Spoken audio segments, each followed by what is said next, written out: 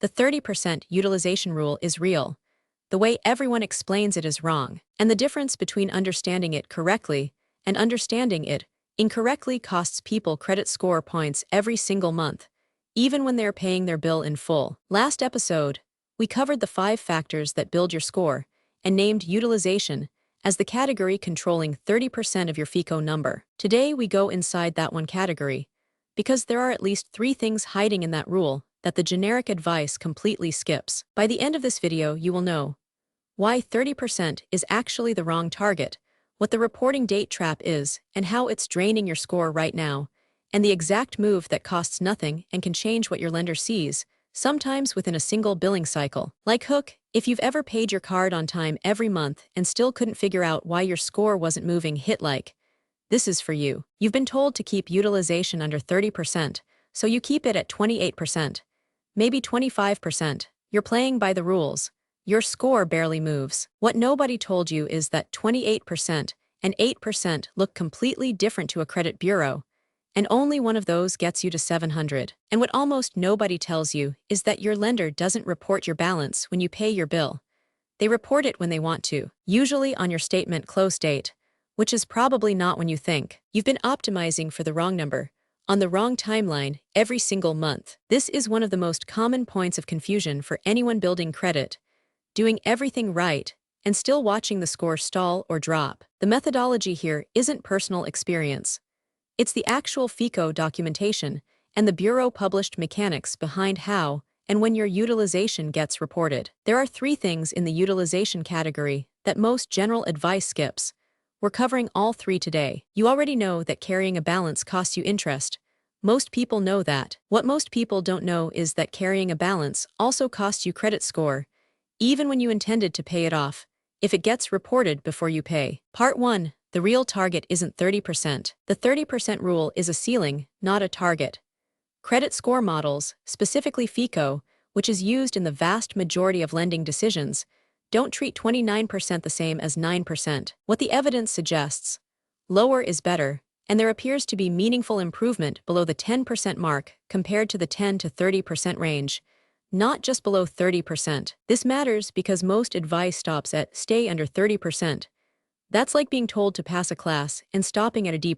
You passed, but you could have done more. The practical implication: if you have a $1,000 credit limit on a secured card and you're carrying a $280 balance at statement time, you're near that 30% ceiling. Paying down to $70 and doing it before the right date could look significantly different to the bureau. Who this affects most: people with a small number of cards and lower limits. When you only have 1 or 2 accounts, one card at 75% utilization can crush your total utilization, even if the other card is at 0. Part 2. Per card and total both count. Here's what the 30% rule skips. FICO looks at utilization 2 ways simultaneously: your total utilization across all cards combined, and your utilization on each individual card. You can have 4 cards at 0%, and 1 card maxed at $490 out of $500. Your total utilization might look fine. That 1 card, flagged, both signals feed the score. This is why someone with multiple cards and low average utilization can still take a hit, because they buried 1 card. Marcus, wait, so it's like a GPA. You can tank your GPA with 1 F even if all your other grades are A's. Claire, yes, that's exactly what it is. Don't feel good about it. The takeaway: if you're optimizing utilization, you have to look at every card individually. The worst performing card matters just as much as your average. Part 3. The reporting date trap, the specific thing nobody explains. This is the one that costs people the most, and it comes down to timing. Here's how it works. Your credit card lender reports your balance to the credit bureaus approximately once a month. In most cases, that reporting happens around your statement close date, the day your billing cycle ends and your statement generates. That is not the same as your payment due date. Your due date is typically 21 to 25 days after your statement close date. So here's the trap. You spend $700 on your card during the month. Statement closes. Lender reports $700 balance to the bureau. A week later, you pay it in full. You paid on time. You paid the full amount. You owe nothing. Your score: it saw $700. It scored you on $700.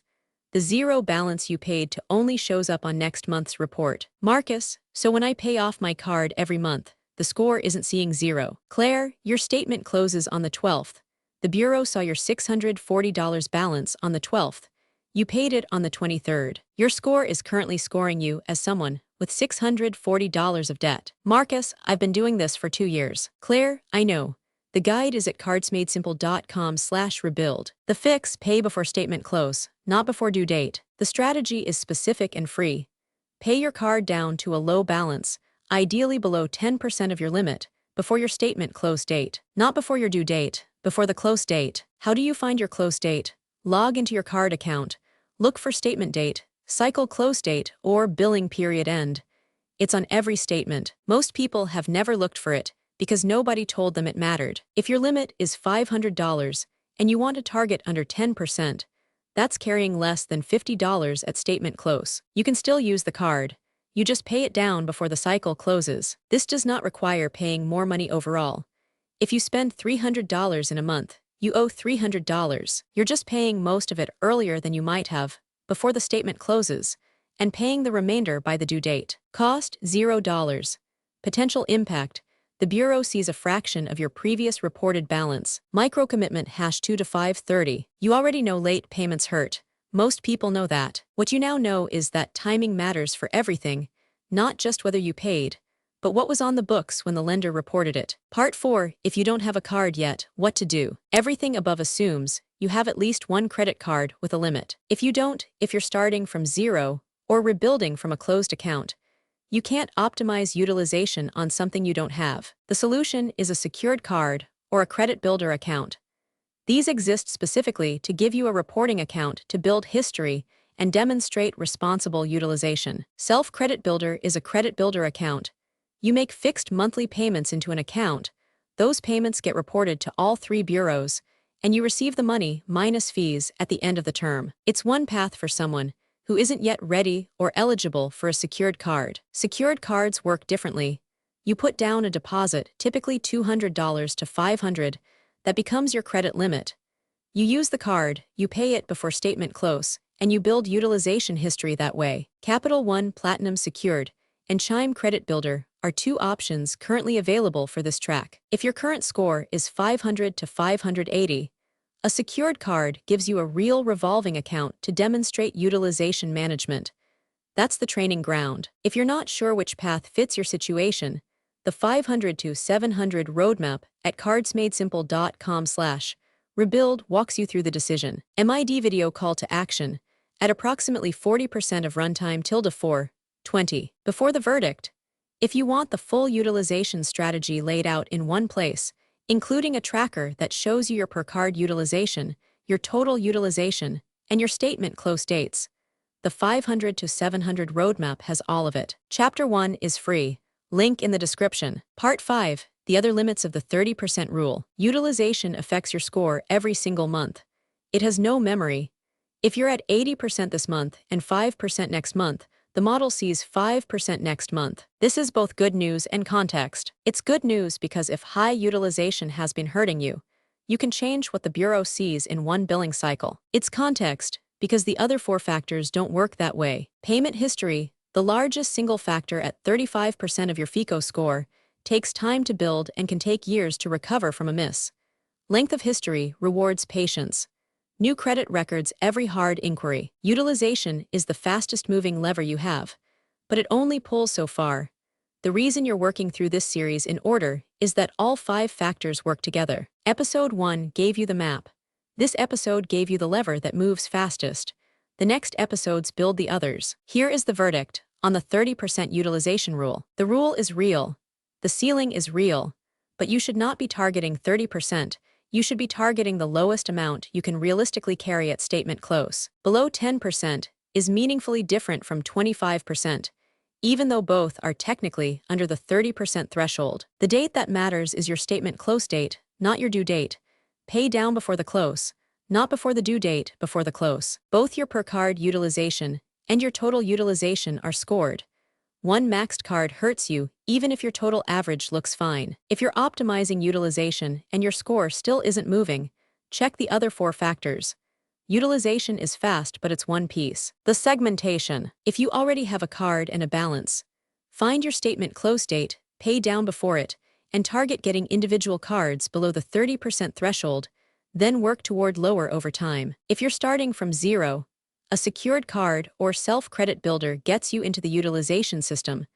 Without a reporting account, there's no utilization to optimize. FOMO close. The free move here, paying before statement close instead of before due date, doesn't cost any extra money. The people who don't know about the statement date are paying the same amount but getting scored on a higher balance every month. That ends today. Future pace.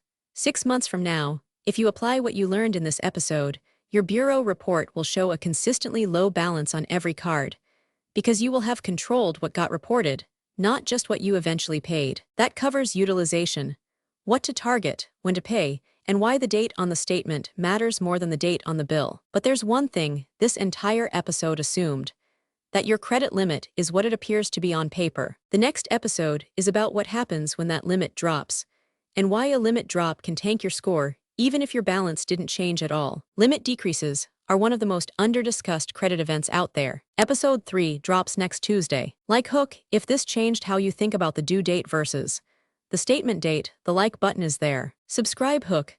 Subscribe and you'll get episode 3 the day it drops. It covers the credit limit trap, and it might be the most important one yet. The 500 to 700 roadmap is at cardsmadesimple.com/rebuild. Chapter 1 is free, and it includes the utilization tracker, the statement close date finder, and the card-by-card